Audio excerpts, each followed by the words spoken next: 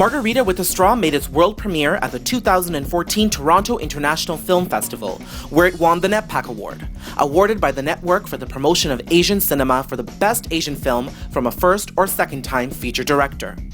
ANOKHI Pulse TV was able to speak with Director Shonali Bose about the film's real-life inspiration and chatted with lead actress Kalki Koechlin about how she immersed herself into her portrayal of Leila, a young woman with cerebral palsy.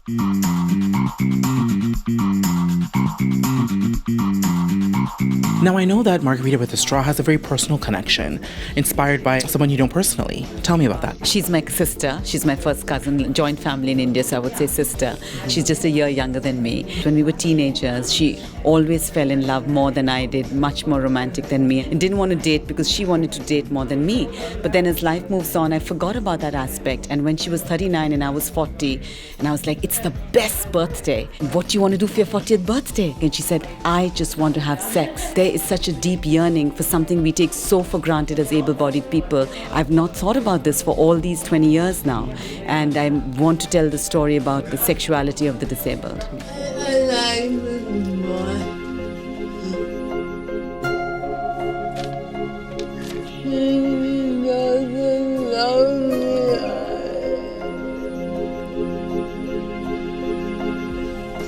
An honest, a sincere, and such a cute portrayal of your character. How did you prepare? Because your character is afflicted with cerebral palsy. Shonali introduced me to her cousins, Malini, who has cerebral palsy, who opened her arms out to me and let me follow her around, let me live with her, see how she is. We went out drinking together, we went to the cinema together. I went to where she works to ADAPT, which is a center for disability.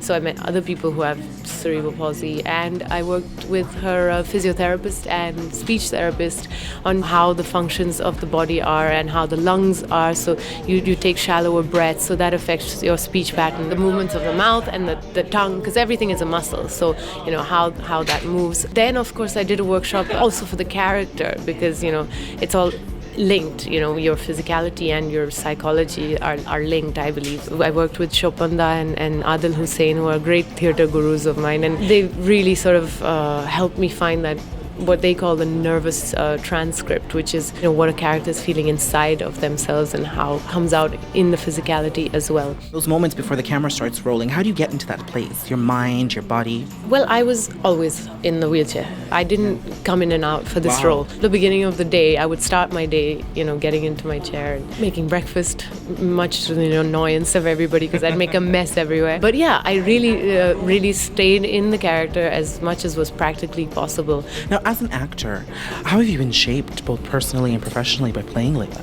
It's made me more greedy as an actor. You know, I want to challenge myself more and more. When you're scared of something, it usually means it's something that you love. That feeling of goosebumps that when you feel like, oh God, this is making me nervous, is actually a good feeling to have when you're preparing for a role. It's made me more confident, more demanding as well. If I have a doubt, I will ask for a retake. Also, I refuse to look in the monitor anymore, because looking at your shots makes you self-conscious, especially in a role like this. Now, this is also an unusual love story. It has a homosexual plot, and that's quite unusual for the love stories that we usually see coming out of Indian cinema. What I love about this story is the sexuality or the bisexuality or the homosexuality in the film is not labeled as like, here we're making a film about lesbians, or here we're making a film about disability. It's just by proxy. It's just about a person who's discovering themselves and happens to go there. Life goes on, you know, it's not a big deal. Absolutely. You know, so that's what I love. It's not making a big deal about these issues. It's just treating them as a normal thing. And the point of the film is to go beyond that and love yourself. I mean, that is the final message of the film, I think, is her accepting herself and realizing that she can't take care or love anybody else until she can actually truthfully accept herself.